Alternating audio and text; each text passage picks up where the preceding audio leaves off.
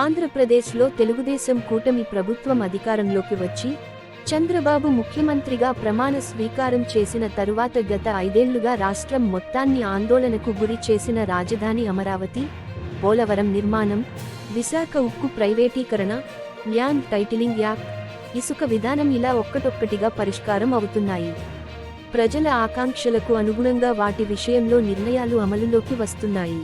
తాజాగా విశాఖ ఉక్కు ప్రైవేటీకరణ నుంచి కేంద్రం వెనక్కు తగ్గిందన్న వార్త యావత్ ఆంధ్ర ప్రజానీకాన్ని ఆనందంలో మునిగితేలేలా చేసింది.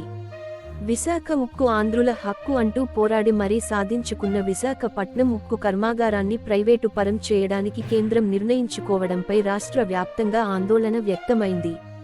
కేంద్రం ప్రతిపాదనను కనీసం వ్యతిరేకించడానికి కూడా గత వైసీపీ అదే జగన్ సర్కార్ సాహసించలేదు. కేంద్రం నిర్ణయాన్ని కాదంటే మోడీకి ఎక్కడ కోపమొస్తుందో అన్నట్లుగా జగన్ వ్యవహరించారు.